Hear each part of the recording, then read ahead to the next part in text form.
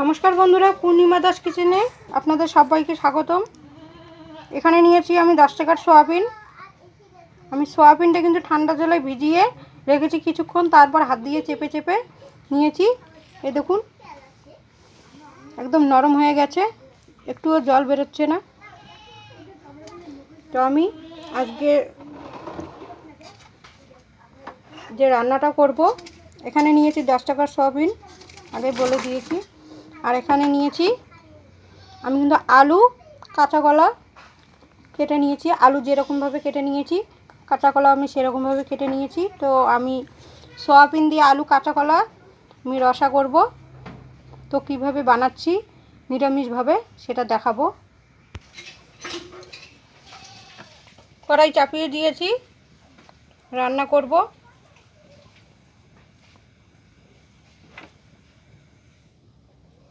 তো দেখতে পাচ্ছেন কড়াইটা এরকম হয়ে গেছে। তো আমি শাক ভাজা করেছি, শাক ভাজা করার পর জল দিয়ে ধুয়ে নিয়েছি ভালোভাবে। তো আমি প্রথমে সয়াবিনটা ভাজা করব।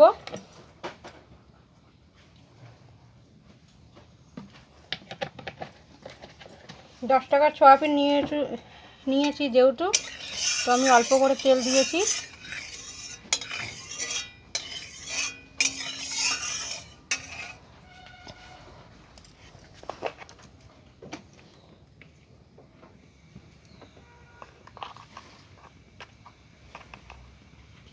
তো আমি এখানে অল্প করে হলুদ দিয়ে দেবো, যে খুন্তির মধ্যে দিচ্ছি। দেখুন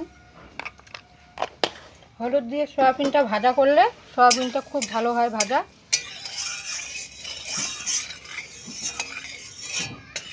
এভাবে তেল ছড়িয়ে দিচ্ছি,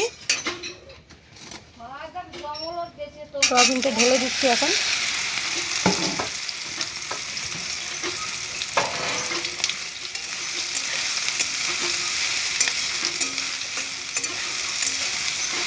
দেখুন সয়াবিনটা আটকে রয়েছে খুন্তির মধ্যে।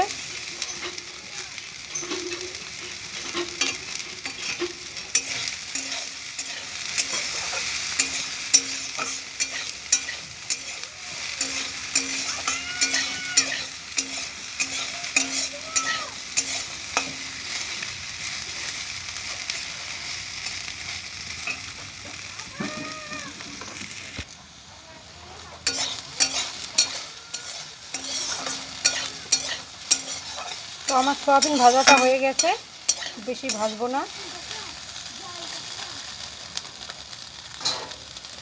একটা থালা নিয়েছি, থালার মধ্যে হাতা দিয়ে সয়াবিনটা তুলব।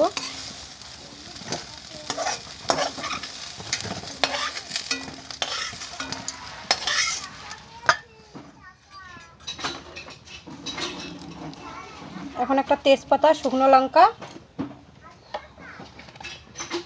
আর দিয়ে দিচ্ছি সাদা তেল।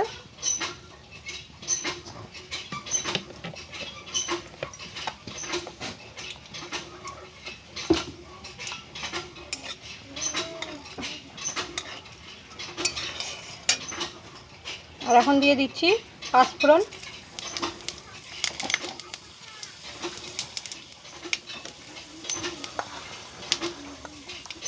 আর এখন আলু, কাঁচা কলা আমি কেটে নিয়েছি, ভালো করে দিয়ে দেবো।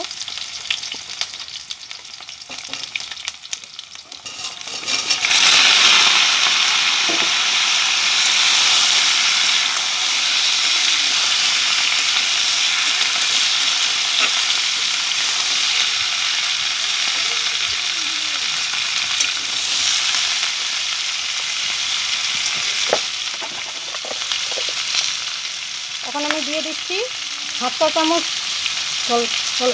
লবণ।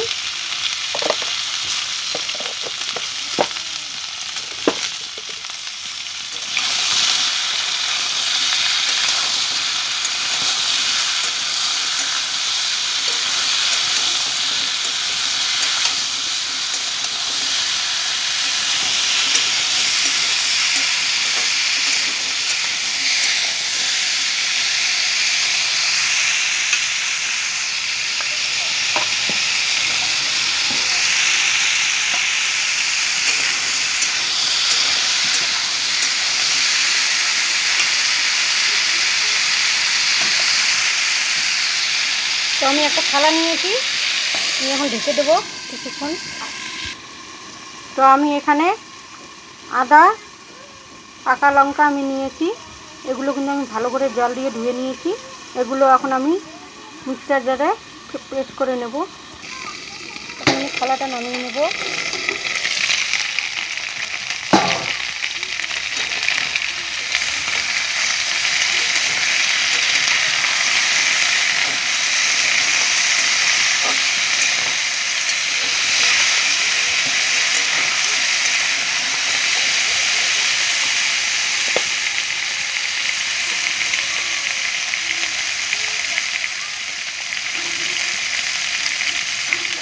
এক চামচ হলুদ,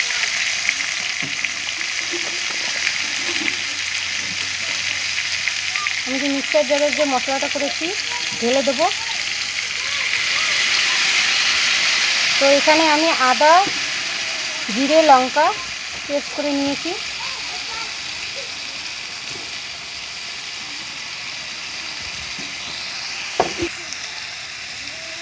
তো আমি একটু জল দিয়ে দিলাম, মশলা দেওয়া জল।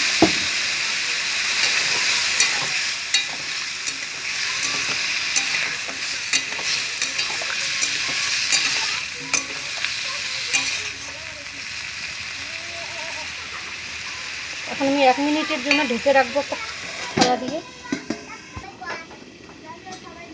তো এখন 1 মিনিট হয়ে গেছে, আমি ঢাকনাটা নামিয়ে নিচ্ছি, মানে থালাটা। দেখুন একটু জল জল ভাব আছে, আর শুকিয়ে নেব না। এখন দিয়ে দিচ্ছি সয়াবিন ভাজাটা।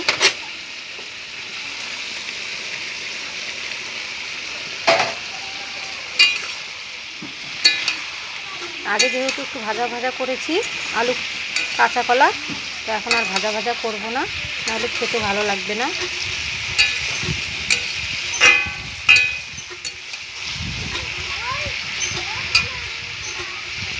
দেখুন আমি কিন্তু হালকা মশলা দিয়েছি, তাতে দেখুন কীরকম হয়েছে। মনে হচ্ছে যে আমি অনেকটাই মশলা দিয়ে দিয়েছি।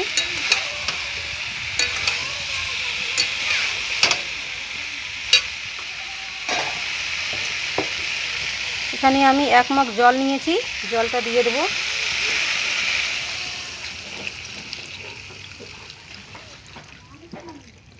তো 1 মগ জল যে নিয়েছি আমি, অতটা লাগেনি,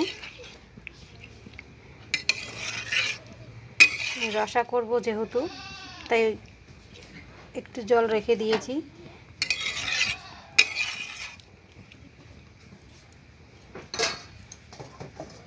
এখন আবারও 5 মিনিটের জন্য ঢেকে দেব।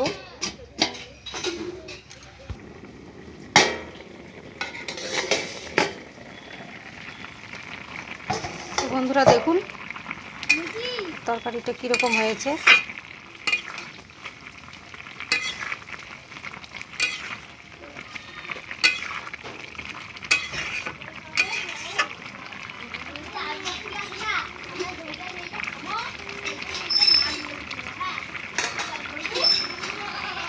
তো এখন আমি একটা গ্লাস দিয়ে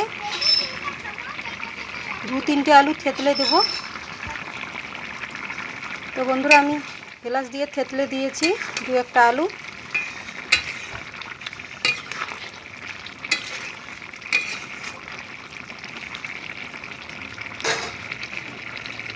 তো বন্ধুরা আমার রান্নাটা কীরকম হয়েছে কমেন্টে জানাবেন।